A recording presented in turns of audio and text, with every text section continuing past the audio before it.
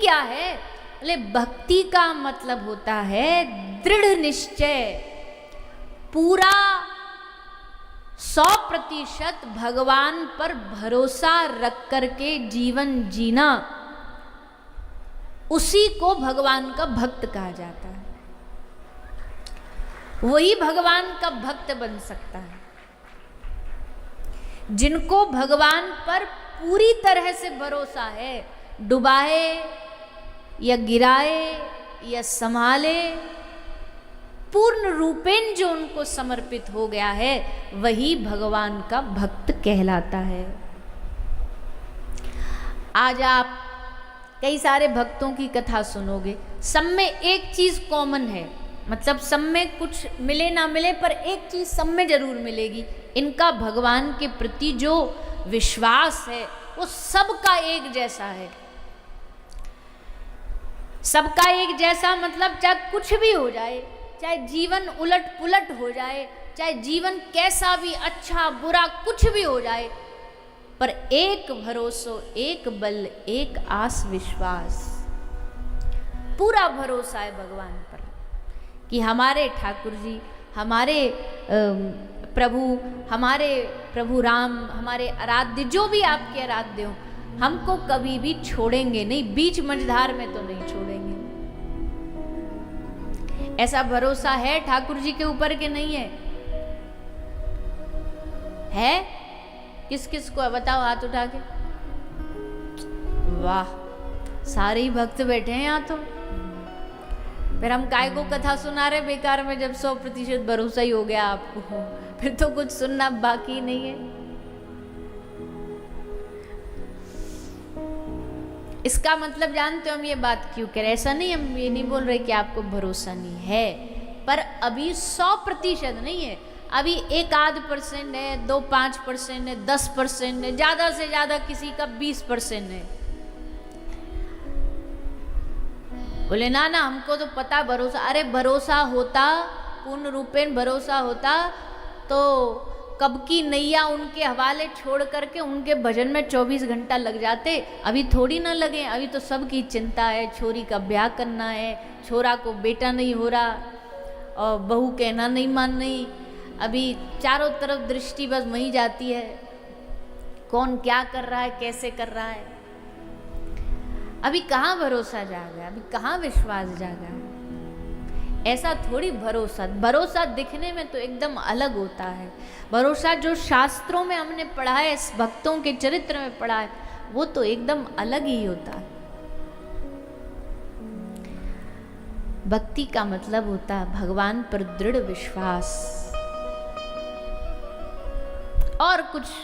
और कुछ जब भाए ना, केवल भगवान भाए, केवल उनके नाम पर जीने का मन करने लग जाए, जब केवल उनके भरोसे जीने का मन करने लग जाए, जब मन करे कि अब तो चाहे जीवन में हम कुछ ना भी करें।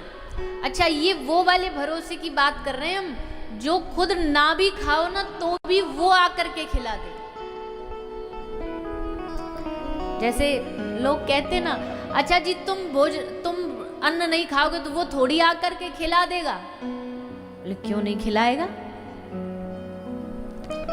अगर उस पर भरोसा है तो वो आकर भी खिला देगा।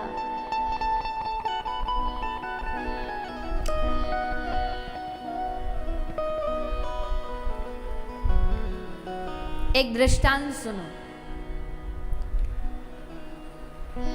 कहते हैं एक बार एक बड़े अच्छे महापुरुष अयोध्या जी में एक धर्मशाला में रुके थे, और उसी धर्मशाला में जहां महाराज जी रुके थे, उसी धर्मशाला के कोने में एक और कोई गृहस्थी सेठ रुका था, कोई साधारण मानव रुका था। अब क्या हुआ यूं कि जब उस साधारण मानव का, उस व्यक्ति का सोने का समय होता, बाबा जी के जगने का समय होता, जब वो सोने को तैयार होते, बाबा जी की झांझ मजीरा चालू हो जाती, करताल चालू हो जाती, झांझ मजीरा बजाने लगते सुबह सुबह 4 बजे। और कई लोग होते हैं उनको साधुओं का 4 बजे जग करके गाना, उच्च स्वर में बोलना, संकीर्तन करना उनको भाता नहीं है, पचता नहीं है। बाबाओं को गाली देते रहे, सुबह सुबह सोने नहीं देता।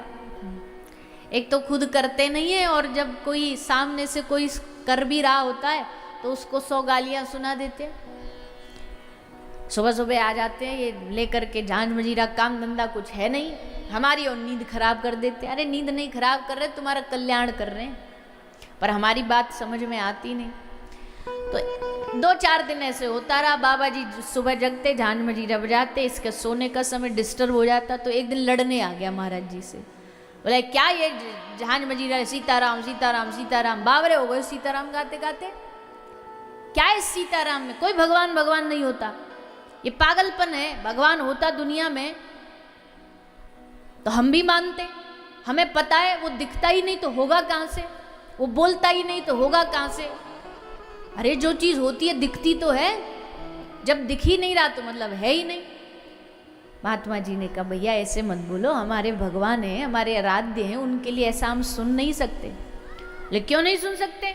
जब जो बात सच्ची है सच्ची है। तुम्हारा भगवान क्या आकर के हमारा सब काम कर जाएगा? अगर हम भोजन नहीं करना चाहें तो क्या भगवान तुम्हारा आकर के अपने हाथ से जबरदस्ती खिला जाएगा? है तुम्हारे भगवान में इतना हिम्मत? तो इसने एकदम चैलेंज दिया।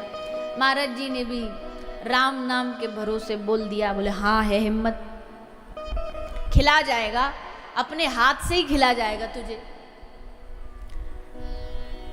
बोला हम खाना नहीं चाहते तो भी खिला देगा? बोले हाँ तो भी खिला देगा। बोले देख लेना? बोले हाँ देख लिया, भगवान भरोसे। ये भी एकदम जोश में आ गए।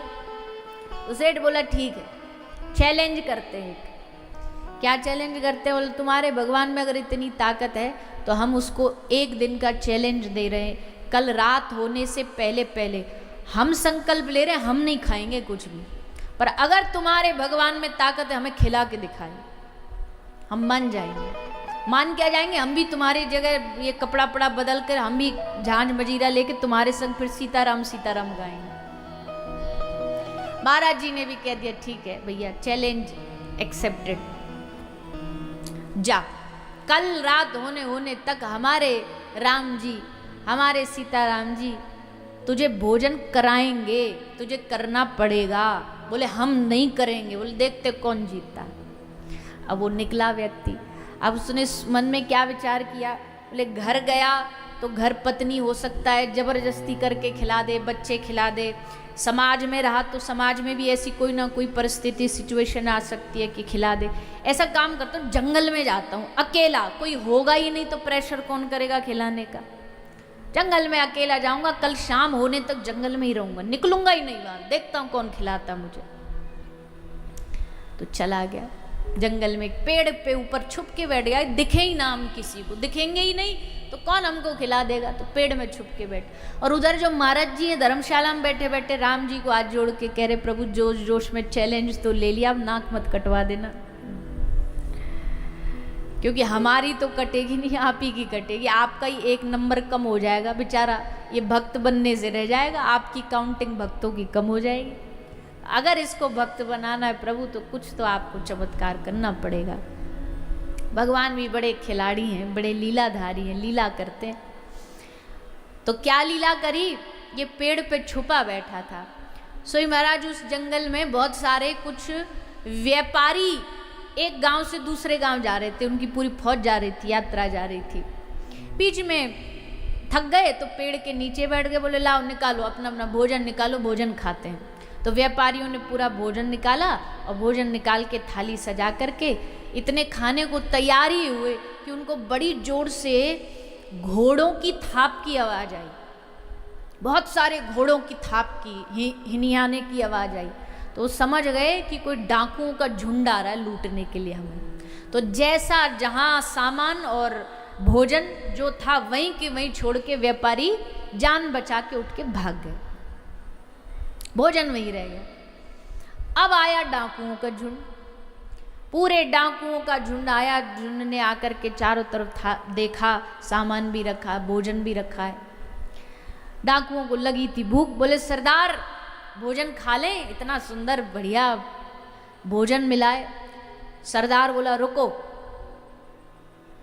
हमको इस भोजन में कुछ गड़बड़ लग रही है, हमको ये किसी की सोची समझी साजिश लग रही है, हमको लग रहा है ये कुछ प्लान है हमें फंसाने का, हमको लग रहा है इस भोजन में किसी ने जहर मिलाया है, जहर मिला के हमको खिला के मरवाना चाहता है, और हमको ये भी लग रहा है जहर मिलाने वाला भी यहीं कहीं आसपास है, ढूंढो उसको, और ढूंढ के मिल जाए तो पूछना नहीं, सीधा गर्दन उड़ा देना तलवार से। अब वो जो ऊपर बैठा ना, वो सब जब शुरू से लेके अंत तक सब छुपा छुपा बैठा वहीं देख रहा है, पर जैसे कहा ना ढूंढो उसे और ढूंढे मिल जाए तो गर्दन उड़ा दे। अब थोड़ा सा कांपा तो हिला तो पत्ते हिले, और पत्ते हिले तो चोर और चोरों के सरदार बोले सरदार मिल गया। और मिल गया को नीचे उतारा, नीचे उतर, बोला मैं ना उतरू नीचे, बोले आ तेरी गर्दन उड़ाएंगे। तो डरता डरता नीचे आया, तो बोला बता ये भोजन तेरा है? बोले ना। ये भोजन तूने बनाया? बोले ना। इसमें जहर तूने मिलाया? बोले ना। उसने बता दिया ऐसे ऐसे व्यापारी आए थे, वो बोले हम कैसे मान ले, तू तो छुपा बैठा था यहाँ, हमें पक्का यकीन है ये तू नहीं भोजन में कुछ ना कुछ जहर मिला है। एक बोला सरदार इस पर ही एक्सपेरिमेंट करके देख लो, पहले इसको ही खिला के देख लो, पता चल जाएगा कि जहर है कि नहीं। जहर होगा तो ये लुढ़क जाएगा और नहीं होगा तो हम सब खा लेंगे। सरदार बोले ये आइडिया बढ़िया, खा। अब हाथ जोड़े, बोले मैं न खाऊं। सरदार बोला क्यों ना खाए, अब कैसे कहानी बताए। सरदार बोला खा। ले मैं नहीं खाऊं। बोले ना खाए तो तेरी गर्दन काटे। अब या तो मरे या खाए। अब ऐसे में बेचारा मरता क्या ना करता। बेचारा मरता मरता उठाया कौर को, भोजन को, और भोजन का एक कौर पाया, और पाते पाते आंख में आंसू, और संत की बात याद आ गई कि जब वो खिलाने पर आ जाए तो मार मार के भी खिलाएगा और तुमको खाना पड़ेगा। और फिर ये कहानी किसी साधारण व्यक्ति की नहीं है, ये कहानी है साक्षात इतिहास के सबसे अद्भुत संत रहे श्री मलुकदास जी की। ये सीधा गए और संत के चरणों में गिर पड़े, और ये अब साधारण जीव न रह करके एक अद्भुत महापुरुष मलुकदास जी के नाम से प्रसिद्ध हुए संत। और इन्होंने कहा अजगर करे न चाकरी, पंछी करे न काम, दास मलुका कह गए सबके दाता राम। सबको देने वाला भी राम, लेने वाला भी राम, खिलाने वाला भी राम, पिलाने वाला भी राम, सबके जीवन का आधार राम। तब इनको ये बात समझ आई कि भैया भगवान भरोसे जियोगे तो वो खिला भी देगा, जबरदस्ती खिला देगा। तो भैया भक्ति का मतलब होता है दृढ़ निश्चय, भक्ति का मतलब होता है पूरा विश्वास, पूरा भरोसा। भक्त के जीवन में ये होना बहुत बहुत आवश्यक है। ऐसे ही भक्त ध्रुव जी, कल आपने कथा सुनी, निकल गए घर से, विश्वास लेकर के निकल गए, दृढ़ निश्चय लेकर के निकल गए। इनको इस बात पर विश्वास। अब बच्चा बताओ, 5 साल का बच्चा अगर घर से जा रहा है बिना डरे तो कितना भरोसा होगा उसके भीतर, कितना विश्वास होगा उसके भीतर कि उससे कोई डर नहीं है, ना भूख का, ना प्यास का, ना जीवन का। अभी कितनी लंबी आयु बाकी है हमारी, अभी तो जन्म हुआ है, 5 साल के तो हुए, उसी 5 वर्ष की अवस्था में भगवान को पा लिया। बताइए, यहाँ 50 साल के हो गए, अब तक कुछ नहीं हो रहा, अब तक मन में भाव नहीं जाग रहा कि भगवान को पाना है।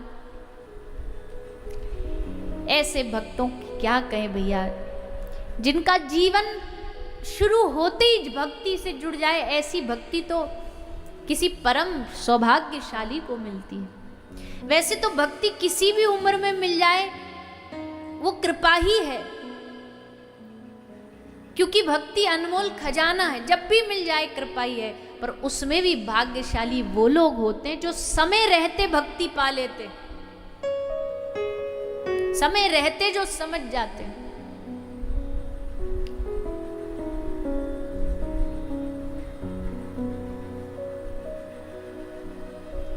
तो ध्रुव जी 5 साल की आयु में भक्ति का भाव लेकर के निकल गए। भगवान ने उन पर बड़ी कृपा करी। भगवान ने उन पर क्या कृपा करी? दर्शन देने आए। भगवान ने उनको अपने साक्षात्कार दर्शन कराए। दर्शन हो गया। अब दर्शन हुआ तो भगवान ने फिर कहा, बेटा ध्रुव मांग तुझे क्या चाहिए। अब भगवान को लगा मुझे ही मांगेगा, भगवान से तो भगवान को ही मांगा जाता। भगवान को लगा हमको ही मांगेगा, पर ध्रुव जी ने भगवान को नहीं मांगा। क्या मांगा? ध्रुव जी ने मांगा कि प्रभु हम पर कृपा करो कि हमें आपका